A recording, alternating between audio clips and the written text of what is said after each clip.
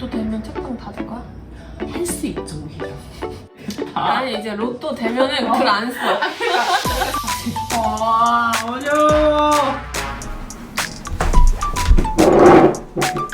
안녕하세요. 작업 책방 스의 7월 첫 번째 책방 로그를 시작하겠습니다. 오늘의 책방 로그는 제가 평소처럼 하던 방식이 아니라 좀 특집으로 준비해봤어요. 바로 여름 휴가철에 읽기 좋은 책을 각각 또 몇 권씩 뽑아봤죠. 네. 여름 휴가철에 읽기 좋은 책이라고 이제 꼽긴 했지만 꼭 여행을 뭐 여행지에서 읽기 좋은 책으로 한정짓는 것은 아니고 다들 어쨌든 더울 때 며칠씩 좀 휴가를 내고 자기만의 휴식을 취하는 시기가 분명히 있을 테니까 그럴 때 집에서 혼자 뭐 서늘한 곳에서 읽기 좋은 책일 수도 있고 아니면 실제로 저희가 뭐 여행지에 가져갔던 책을 소개할 수도 있고 이렇게 조금 다양한 휴가의 방식을 즐길 때 함께하면 좋은 책들로 뽑아봤습니다. 네. 제가 첫 번째로 소개할 책은 천설란 작가의 밤에 찾아오는 구원자입니다. 안전가옥에서 나온 소설이고 사실 저희가 이 기획을 했을 때 가장 먼저 제가 떠올린 책 중에 한 권이에요. 이제 천설란 작가는 출간 때마다 이제 큰 사랑을 받긴 하는데 그 중에서도 그녀의 전작 중에서도 가장 그래도 덜 알려진 작품이 있다면 저는 이 작품이라고 생각합니다. 이게 바로 뱀파이어 로맨스 소설인데 한국의 한 요양병원에서 벌어지는 노인들의 자살 사건을 둘러싼 추리물로 시작이 돼요.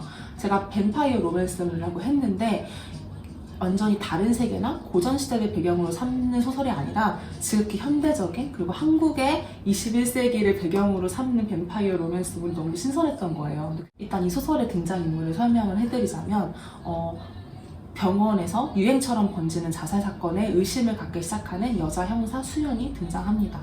왜냐하면 보통 이제 자살이 목을 맨다거나 높은 고층 빌딩에서 떨어진다거나 하는데 피나 이런 흔적이 크게 남지 않는 거예요. 혹은 불길 속에서 창문이 깨지는 방향이 안쪽에서 누군가 탈출하는 방식이 아니라 아주 높은 층고인데 바깥에서 누군가 들어온 방향으로 깨져 있다든지 그러니까 도무지 분명히 자살이 아니라 타살 같은데 인간의 힘으로는 설명할 수 없는 어떤 미스터리한 부분이 남아있는 자살 사건을 수연이 이제 쫓아가기 시작하는데 근데 그러던 와중에 사건 현장에 웬 중년 여성이 등장해서 이거는 뱀파이어의 소행이야 라고 말하는 거예요. 그래서 저 미친 여자는 뭐지? 이렇게 이제 귓등으로 들으려고 하는데 너무나 뱀파이어라는 존재만 믿는다면 너무 해결되는 문제인 거예요, 이게. 근데 그 여자는 누구냐? 그 뱀파이어라고 말한 여자는 대충 한 1960년대에서 70년대쯤에 프랑스로 입양 간 여자아이 완다입니다.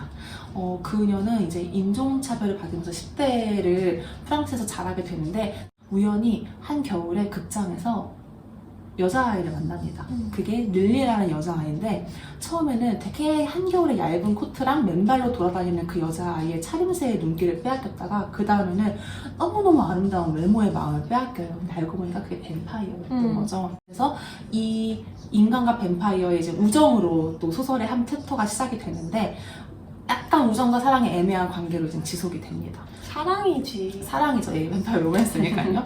그래서 그러다가 이제 비극적인 사건에 휘말려서 그 둘이 또 이별을 하게 되고 시간이 한참 흘러서 그때 릴리와 우정을 맺었던 사랑을 맺었던 완다는 커서 뱀파이어를 찾는 사설 헌터가 돼요. 그리고 다시 자기가 이제 태어났던 한국으로 돌아와서 누가 봐도 뱀파이어가 개입한 것으로 보이는 사건 현장에 가담을 하면서 아까 말한 형사 수연과 협력 관계가 됩니다.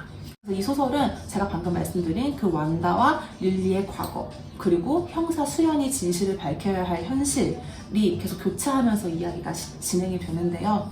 뭔가 이 현실에서 이제 막 등장하기 시작한 이제 막 베일이 벗겨지기 시작한 뱀파이어라는 존재가 어떻게 이 극을 끌고 나가는지를 관전하는 그 흡입력과 매력이 굉장한 소설이에요. 그걸 다 말씀드리기엔 너무 반전이어서 그 릴리가 네.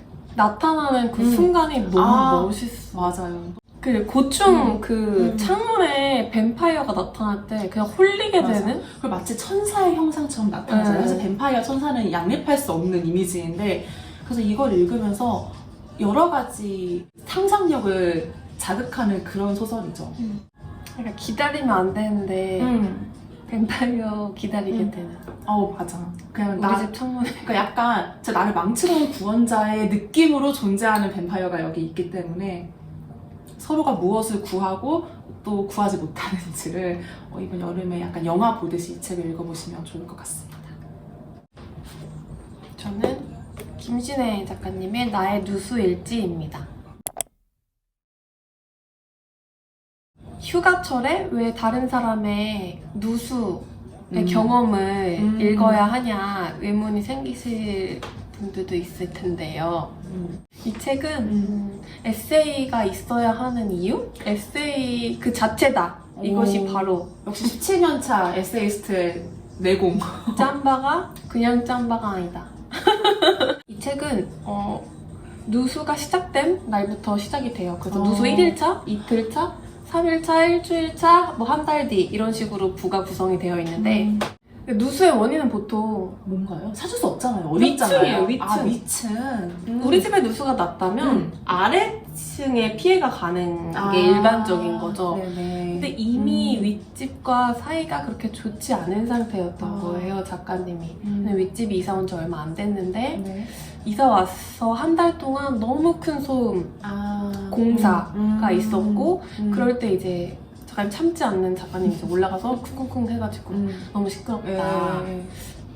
근데 그쪽이 그렇게 상식적인 수준의 답변을 하지 않았다고 작가님이 생각하고 있었고 서로 좀 감정이 어떻게 좋지 않은 관계에서 갈등이 조금 있는 상태였는데 누수까지 발생이 되니까 더 참을 수 없는 없지. 거죠. 그래서 올라가서 이제 그때부터 갈등이 시작이 된 건데 누수 때문에 내 일상에도 누수가 온 거죠. 그렇죠.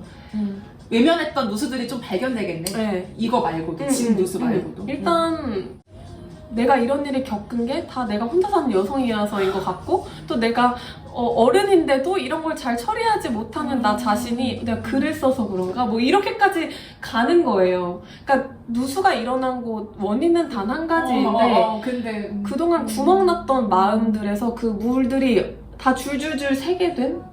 그리고 가장 큰 괴로움은 내가 누군가를 미워한다는 거? 너무 심하게 윗사람을 그런 게 더 크구나 지금. 네네. 또 어떤 선배의 말이 있거든요. 네네.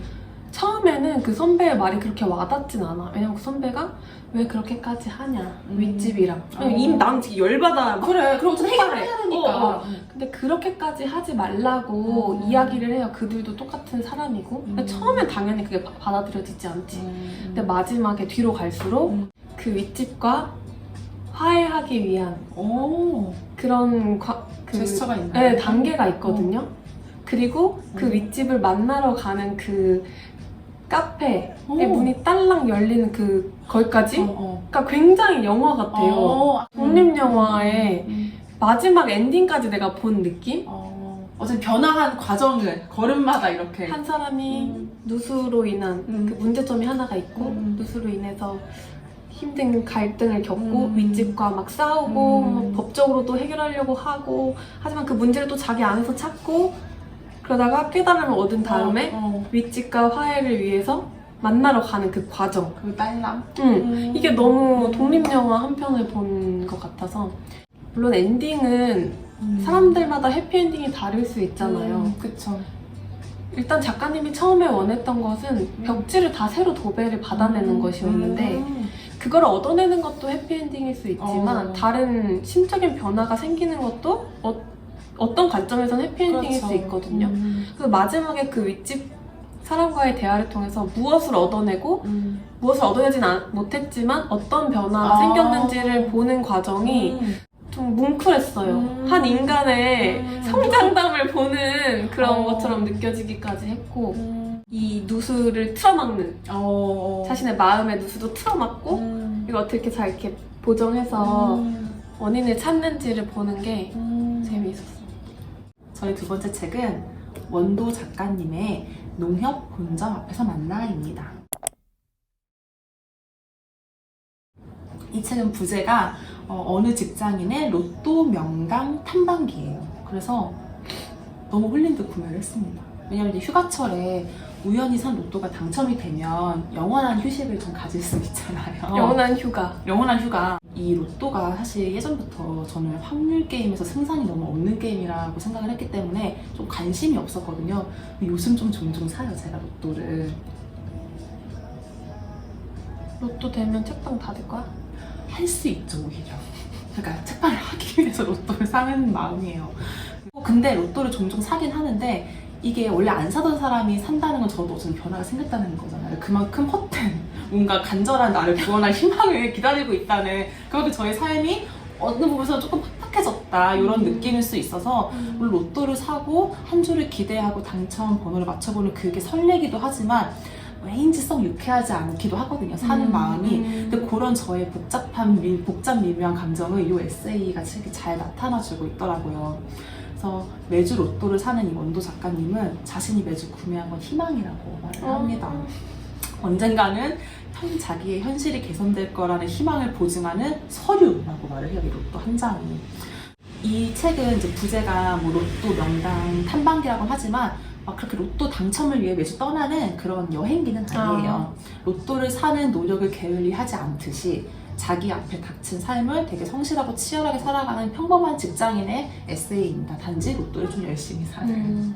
또 부모님이 엄청난 로또 광이세요, 어머님께서. 그래서 그 로또의 당첨 가능성을 되게 과도하게 기대하는 엄마를 약간 답답하게 바라보기도 하지만 결국 그 엄마의 긍정 확언에 나도 좀 기대보고 싶은 거야. 그래, 엄마 말대로 되면 얼마나 좋을까. 그러면서 하는 말이 그 로또는 안 돼도 내 책이 로또만큼 대박이 될 수도, 약간 이런. 어쩌면 그게 가장. 네, 로또보다도 더 큰. 네. 그쵸. 엄청난 아니. 그러니까 로또의 1등 당첨금액 버금가는 만큼 책이 팔리는 일은 정말 로또 그 이상 아닙니까? 그럼요. 그러니까 그런 이야기들이 있을 때 제가 이제 웃으면서 우프게 반응할 수밖에 없는 거예요. 너무 저도 작가님처럼 생각한 적이 분명히 있었고 또 그런 마음으로 로또를 사기도 하니까요. 내가 로또 안 사는 이유 알겠네. 알죠. 책이 로또야, 나. 그러니까 책을 쓰는 게 로또구나. 저는 한 번은 또 언니랑 이제 이런 로또나 이런 개인의 운에 대해 얘기하다가 그런 얘기 한 적 있잖아요. 내 운을 로또 같은 이런 어떤 불로소득 같은 데 다 써버리면 내가 정말 진심으로 다해서 애정하는 마음으로 하고 있는 이 책에 운이 빼앗길까봐 일부러 안 산다, 이런 얘기 같은 거 한 적 있잖아요. 기억나죠? 오늘 이제 모아서 오늘 모아서 책에 다 하고 싶어서. 그래서 저도 그 얘기를 한 번 듣고 아, 나도 이런 마음가짐을 본받아야겠다. 아니 이제 로또 되면은 글 안 써. 그러니까 제가 궁극적으로 원하는 삶은 선택의 여지가 있는 삶이라고 말을 해요. 내가 쉬고 싶을 때 월급의 영향을 받지 않고 휴가를 신청할 수 있는 그런 직장 생활. 나의 물질적인 여지뿐만 아니라 너무 힘든 하루지만 부모님한테 안부 전화를 한 번 더 할까? 말까 할 때 할까가 되는 삶. 근데 그게 다 내가 지금 당장 지갑에 돈이 없어서 그래서 내가 마음의 여유가 없어서 이 선택을 안 한다고 생각하면 너무 불행해버리는 거예요. 그래서 로또가 되지 않아도 내가 선택을 할 때 조금 더 여유 있는 사람인 것처럼 선택할 수 있는 삶을 본인이 지향한다라는 이야기를 이제 후반부에 이끌어 가시는데 그게 많이 공감이 됐어요. 사실 저희가 당장 일확천금이 생길 가능성은 별로 없지만 아까 이제 누수일지 설명하신 것처럼 내 마음 하나 바꾸는 일은 어쨌든 시간이 걸려도 해낼 수 있는 가능성의 영역에 있는 일이잖아요. 누가 한 권의 책으로 그런 변화의 과정을 써내려고 한 거는 같이 초반의 마음에 이입했다가 후반의 마음으로 그 변화에 나도 같이 이입되면서 살짝 마음이 이제 뭔가 변화하는 물결 같은 걸 만들어낼 때 저도 그런 순간을 볼 때 에세이를 읽는 재미가 있는 것 같다는 생각을 좀 했습니다. 저는 이 에세이가 되게 귀엽다고만 생각했는데 끝에 가서 저한테 되게 산뜻한 위로가 되는 책이어서 되게 잘 발견했다, 우연히. 작은 당첨 금액 같은 책이었어요. 로또 맞고 싶은 사람은 이 책을 휴가 때 읽으십시오. 그러니까요. 그래서 서로 본인은 이 책의 기운을 얻고 작가님은 그 책의 수익을 또 기운을 얻고 네, 서로 행운을 주고받는. 저희는 그 책 여기서 사야지. 그럼 이제 완벽한 삼각형의 행운이 완성되는 휴가철 추천 책입니다.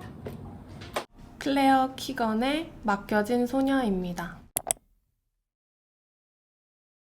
휴가철에 두꺼운 소설 읽기 싫으니까 이 얇은 소설로 뭔가를 채울 수 있을 것 같아서 선택을 했고요.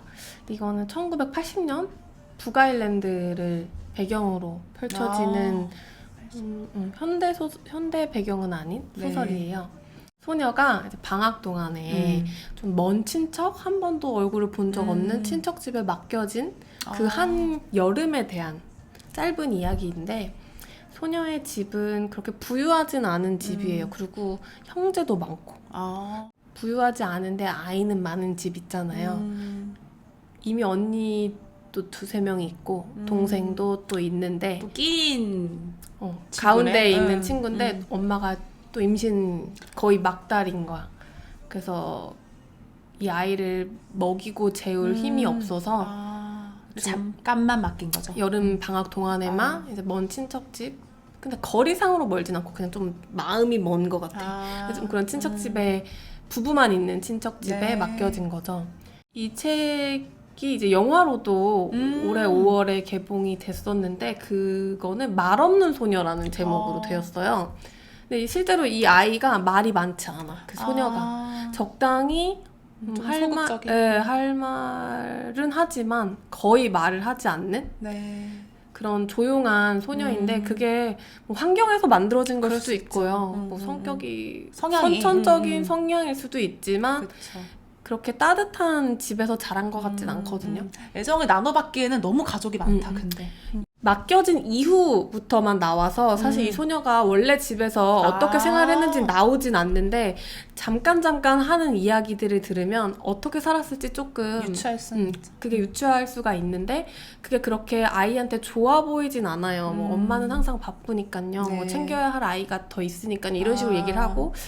근데 이 맡겨진 이 친척 부부가 이 아이를 너무 잘 돌봐주시는 거예요. 요즘 소설 중에 아이를 좀 이렇게 방치하거나 그런 이야기들이 있는데 또 그런 걸까봐 사실 조금 걱정을 했어요. 사실 그 빨간머리 앤도 처음에는 앤이 마음에 들기까지 조금 오래 걸리잖아요. 얘를 다시 돌려보내겠다고 하고. 애가 다 듣고 있는데. 그래서 혼자 막 상상의 친구랑 거울 속에 창문에 비친 자기랑 막 얘기하면서 맨날 밤마다 마음 졸여서 자고 이렇게 하는데, 그런 게 아니라 환대받네요. 네, 근데 또 이제 무뚝뚝한 부부이기 때문에 그렇게 막 엄청 사랑을 주는 느낌은 아닌데, 근데 너무 다정한 거야. 그리고 이 소설의 특징은 말이 많지 않다는 거거든요. 대화가. 네네. 그리고 소설 자체 지문도 소란스럽지 않다고 해야 되나? 단어를 최소한의 단어만 쓴 것 같아요. 짧기도 하지만, 왜냐면 그렇게 묘사가 뭐 몇 날 며칠을 세세하게 쓰진 않아요. 그냥 아이의 시점이어서기도 한데, 아이가 모르는 어른들만의 대화가 있을 수도 있잖아요. 그 친척 부부들의 그런 걸 다루지 않아요. 굳이. 아이가 들은 것, 아이가 본 것, 아이의 수준에서만 묘사가 되어 있고, 그게 일상의 막 많은 부분이 아닌데, 그것만 봐도 얘가 이 여름을 어떻게 지냈을지 상상이 가는 거예요. 그래서 좀 여백이 많은 소설인데, 나의 상상은 충분히 채워주는, 이렇게 떠올려 봤을 때 풍경을, 이 아이가 말이 없고 또 이 부부도 침묵할 때가 언제인지를 정확히 아는 부부라는 거를 내가 스스로 알게 되는 부분들이 있어요. 침묵하는 어른과 침묵하지 않는 어른이 있다는 것. 소녀의 아빠, 친아빠는 침묵하지 않는 아빠고 쓸데없는 소리를 하는 아빠. 근데 이 맡겨진 곳의 그 부부는 그걸 잘 아는, 언제 입을 열고 또 침묵할 때를 몰라서 사람들은 많은 걸 잃는다고 말하는 어른들인 거예요. 그리고 자신들의 이야기하지 않아야 할 부분들은 안 하고, 다른 어른들에 대해서도 입을 다물어야 할 때는 다물고. 이 책은 휴가 초반에 읽기보다는 좀 막바지에 보면 좋을 것 같아요. 이 소녀가 어쨌든 다시 집으로 돌아가야 할 날이 있을 거잖아요. 여름방학이 끝나면 집으로 돌아가야 되는데, 휴가가 정말 짧잖아요. 휴가야말로 정말 짧죠. 3.4초잖아요. 그 시기를 좀 좋게 돌아볼 수 있는, 짧지만 정말 소중했지. 그리고 이 아이에게는 이 시간이 너무 짧지만 인생의 너무 큰 부분일 거란 말이야. 그러네. 그리고 이제 마지막에 마지막에 또 감동적이에요. 되게 생각하지 못했던 내용들을 담고 있는 따뜻한 가족 소설 같은 느낌이라 궁금하네요. 김은지 시인의 여름 외투라는 시집입니다. 제가 책방로그에서 소개를 잘 하지 않는 장르 중에 하나가 이제 시집인데 왜냐하면 시집 읽기를 제가 개인적으로 너무 좋아하지만 한 권의 시집을 과연 내가 온전히 잘 읽고 소화했다고 할 수 있을까를 생각하면 살짝 주저하게 되는 부분이 있어서 저만의 독서로만 항상 남겨놓고 있었단 말이죠. 그런데 이번 여름 휴가철에 읽기 좋은 책을 할 때는 꼭 시집을 한번 소개해보고 싶었어요. 물론 제가 시를 잘 안다 모른다라고는 여전히 말할 수 없지만 저한테 시는 약간 이 시집을 읽고 다음 시집을 또 찾아 읽게 하는 시집은 좋은 시 같아요. 그러니까 꼭 이 같은 작가가 아니어도 이 시집을 내가 읽고 나서 그럼 다음에는 다른 시집을 읽어볼까 하게 만드는 시가 저한테는 좋은 시와 시집이라고 생각하는데 그게 항상 저한테 간헐적으로 이어져 왔던 것 같습니다. 그래서 올해는 이 시집을 만났고 이제 여행 갈 때 책 한 권 가져가야겠다고 했을 때 시집만한 게 또 저는 없다고 생각해요. 물리적인 무게가 굉장히 부담이 없고 방금 이제 언니가 소개한 책과 같이 소설도 아니고 에세이도 아닌 이 시는 제가 생각했을 때 이번에 느낀 건데 일상도 그렇다고 일상이 아닌 것도 아닌 그 여행의 애매한 그 순간을 되게 잘 닮아 있는 장르 같다는 생각을 했어요. 여행을 갔다 왔는데 그 여행 때 이 시집을 갖고 갔거든요, 실제로. 그러면서 뭔가 이게 분명히 나의 일상이지만 비일상에 가까운 이 며칠이 내가 쉽게 설명할 수 없는 이 시집이라는 물성과 되게 닮아있다, 이 장르와, 이런 생각을 하면서 좀 읽어서 여행 갈 때는 역시 시집이 어울린다고 생각한 게 단순히 뭐 가볍고 뭐 내용이 짧아서가 아니라 이런 비슷한 점 때문에 시집을 떠올렸던 게 아닐까, 이런 생각을 좀 하면서 읽었습니다. 그래서 이 여름 외투가 어떤 시집이냐 하면은 저는 일단 그냥 제목이 간결해서 좀 마음이 들었고 계절감이 나타나 있는 시집이 저는 좋더라고요. 그러니까 시를 잘 모르다 보니까 요즘 같은 여름에는 이렇게 딱 바로 여름이라는 계절을 담고 있는 시집에 어쩔 수 없이 더 마음이 갔던 것 같아요.